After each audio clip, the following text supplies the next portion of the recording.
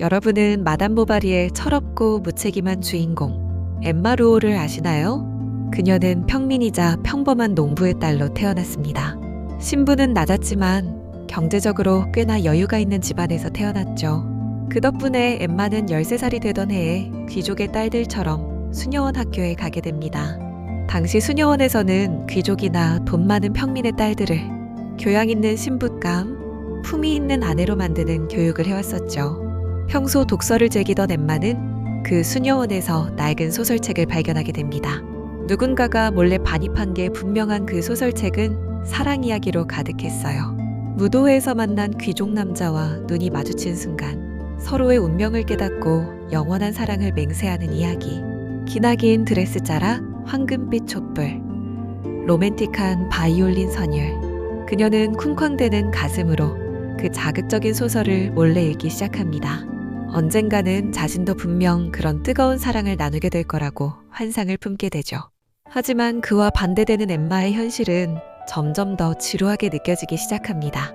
수도원에서 적응이 어려웠던 엠마는 결국 선생님들과의 다툼으로 쫓겨나게 되고 다시 집으로 돌아오게 됩니다.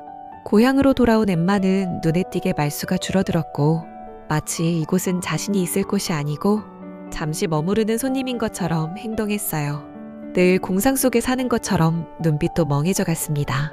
그러던 어느 날, 한 유부남 의사가 엠마가 사는 시골 마을에서 진료를 시작하게 되었습니다. 그 의사의 이름은 샤를 보바리. 딱히 매력도 재치도 없는 시골 의사였습니다. 엠마의 아버지가 다리를 다쳐서 엠마의 집으로 왕진을 오게 된 샤를은 엠마의 우아함에 반해버립니다. 엠마의 조용한 눈빛과 생각에 잠긴 듯한 표정. 샤를은 그런 모습을 고상하다고 여겼죠. 당시 샤를은 나이 많고 돈 많은 아내와 살고 있었지만 운명의 장난인지 그의 아내는 갑자기 뇌출혈로 사망하게 됩니다. 샤를은 즉시 엠마에게 청혼을 해버리죠. 엠마는 샤를에게 아무런 감정도 느낄 수 없었어요. 하지만 샤를과의 결혼을 통해서라도 이 지루한 나날들에서 탈출하고자 합니다. 결혼식은 소박했습니다. 엠마는 하얀 드레스를 입었지만 머릿속에서는 금실로 수놓인 드레스를 입은 자신을 떠올렸죠. 하객들의 축하 인사를 받으며 엠마는 묘한 긴장감과 기대를 안고 새 삶의 문을 열었답니다. 결혼 생활은 곧 그녀의 기대를 무너뜨렸습니다. 샤를은 엠마를 존중했지만 그녀를 즐겁게 해주지는 못했어요. 매일 똑같은 식사, 똑같은 대화, 똑같은 잠자리의 반복이었죠. 엠마는 서서히 자신이 닳아 없어지는 느낌을 받았어요. 그러던 어느 날 엠마의 삶에 새롭고도 강렬한 남자가 나타나게 됩니다. 그의 이름은 로돌프 블랑제. 잘생긴 대지주의자, 도시에서 다양한 여자를 경험하고 돌아온 남자였죠. 그는 엠마를 보자마자 이 여인이 얼마나 목마른지를 알아챘습니다. 그는 엠마에게 다가가기로 합니다. 여러 여자들을 경험해본 로돌프는 유부녀를 공략하는 방법을 잘 알고 있었죠. 처음에는 단지 인사만, 그 다음에는 가벼운 농담. 하지만 어느 날 그의 손이 엠마의 손등을 스쳤고 그 순간 그녀는 전율을 느낍니다.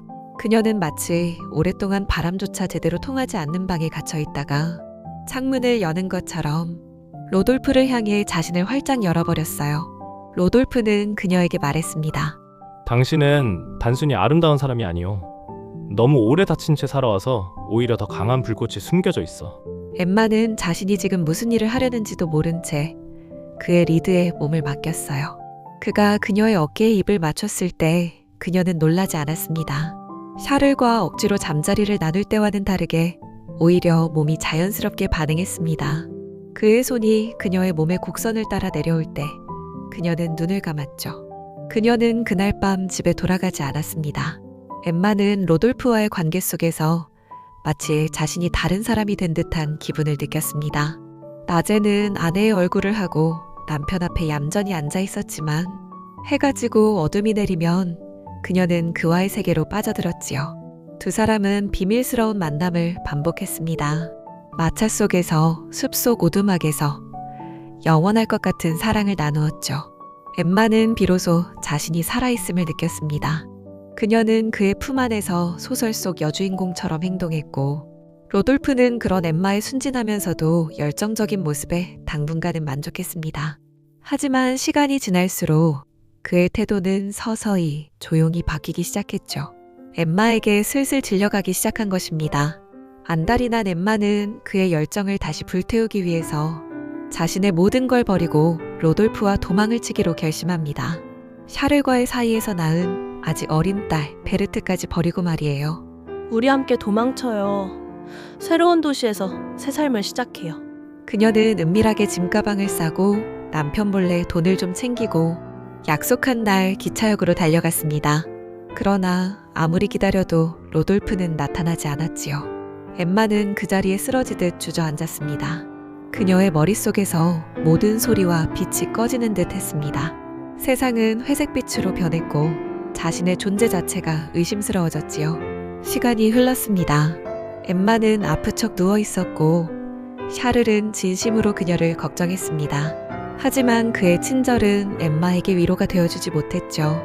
그녀의 가슴은 이미 한 차례 무너졌고 그 폐허 속에는 여전히 뜨거운 사랑이라는 유령이 떠돌고 있었지요. 그러던 어느 날 과거에 잠깐 그녀의 곁에 머물렀던 한 청년이 다시 그녀의 앞에 나타나게 됩니다. 이름은 레옹. 도시로 유학을 떠나 성장하고 돌아온 청년입니다. 이제는 더 정돈된 말투와 더 날렵해진 눈빛을 가진 남자가 되어 돌아왔죠. 엠마는 그를 보자마자 숨이 턱 막혔습니다. 그는 로돌프보다 순수했고 샤를보다 낭만적이었으며 무엇보다도 그녀를 사랑해 주었습니다. 둘은 쉽게 가까워졌습니다. 카페에서, 성당에서, 오페라 극장에서 엠마는 또다시 누군가의 눈을 바라보며 사랑을 속삭이게 되었지요. 그녀는 레옹과 있으면 세상에서 자신이 유일한 존재이며 자신이 살아있다고 느꼈습니다. 레옹은 그녀를 신비롭고 매혹적인 여인으로 여겼고 엠마는 그의 눈빛 안에서 또다시 소녀처럼 설렜습니다. 하지만 문제는 엠마는 더 이상 소녀가 아니라는 것이었습니다. 그녀는 매혹적인 여인의 이미지를 지키기 위해 또 품위를 유지하기 위해 많은 돈이 필요했죠. 그녀는 그와의 데이트에 최신 드레스를 입어야만 했고 다양한 주얼리들이 필요했습니다. 그와 고급 레스토랑을 가고 그에게 값비싼 선물을 하기 위해서 엠마는 빚을 지기 시작합니다. 엠마가 사는 마을에서 상점을 운영하는 사기꾼 리레는 엠마의 어리석은 허영심을 눈치채고 엠마에게 사탕발림을 하며 외상으로 물건을 주기 시작합니다. 보바리 부인, 파리에서 마침 실크원단이 들어왔습니다. 부인과 잘 어울리는 녹색이에요. 돈 걱정은 하지 마십시오. 그저 차용증만 한 장 써주시고 언제든지 편하실 때 값을 치러주십시오. 부인 같은 귀부인께 이 정도야 당연한 거지요. 그녀는 점점 더 과하게 치장하기 시작했고 자신을 스스로 속여가기 시작합니다. 하지만 레옹 역시 처음과 달리 그녀의 끝없는 열정에 지쳐갔습니다. 엠마의 열정은 강박에 가까웠거든요. 그리고 결국 엠마는 레옹에게까지 버림받게 됩니다. 슬픔에 잠길 틈도 없이 상점 주인 리레는 고리대금업자처럼 굴며 엠마를 압박합니다. 엠마를 감당 못할 빚더미에 앉힌 리레. 그에 의해 엠마의 집은 경매에 넘어갈 위기에 처하죠. 엠마는 이 현실을 견딜 수가 없었습니다. 더 이상 아무도 그녀를 아름답다고 하지 않았고 아무도 그녀를 꿈속의 주인공처럼 바라보지 않았습니다. 로돌프와 레옹에게 그리고 남편을 제외한 주변의 모든 사람들에게 도움을 청했지만 모두 그녀를 외면했습니다. 이제 남은 건 하나, 그녀가 스스로 꺼버릴 수 있는 등불뿐이었습니다. 엠마는 조용히 거리의 약국으로 가서 비소를 한 병 사옵니다. 집으로 돌아온 엠마는 마지막으로 화려한 파티용 드레스를 입고 창가에 앉아 창밖을 바라보았습니다. 그녀의 눈에는 눈물이 고였지만 더는 눈물이 흐르지는 않았습니다.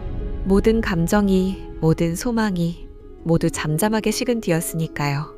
그녀는 조심스럽게 병을 열고 가루를 천천히 입에 털어 넣었습니다. 처음엔 아무 느낌도 없었습니다. 하지만 곧 속에서 타는 듯한 통증이 몰려왔습니다. 몸이 떨리고 시야가 흐려지고 숨이 얕아지고 사지가 저려왔습니다. 그녀는 침대 위에 쓰러져 마치 누군가에게 용서를 구하는 듯한 표정으로 몸을 웅크렸습니다. 그리고 조용히 눈을 감았습니다. 샤를 보바리는 아내의 죽음을 믿을 수가 없었습니다. 그는 아내의 외도나 채무에 대해서 그때까지도 전혀 알지 못했으니까요. 이상적이라고 생각하던 순진한 자신의 아내가 스스로 목숨을 끊은 것을 굉장히 슬퍼하고 애통해합니다. 시간이 지나 샤를은 그녀가 자신을 기만하고 속여왔다는 것을 알게 되었고 그 충격으로 점점 폐인이 되어갔습니다. 병원을 폐업하고 사람들과의 교류도 끊었습니다. 엠마가 남긴 연애 편지들에 의해 그녀가 여러 남자들과 관계를 맺어왔다는 것을 알게 되었고 샤를은 정신적으로 완전히 무너져 버렸죠. 그는 말라갔고 쇠약해져서 어느 날 심장병으로 죽음을 맞이했습니다. 그리고 남겨진 그들의 딸 베르트. 태어나서 한 번도 엄마의 사랑을 받아본 적이 없는 소녀. 이 가여운 어린 소녀는 결국 친척집을 전전하다가 어느 공장에서 일하는 아동노동자가 되었지요. 그 누구도 그녀를 엠마의 딸이라는 이유로 특별하게 대해주지 않았습니다. 엠마가 꿈꿨던 삶과 사랑은 끝내 현실의 모든 것을 파멸로 이끌어가 버렸습니다. 보바리 부인의 이야기 마치겠습니다.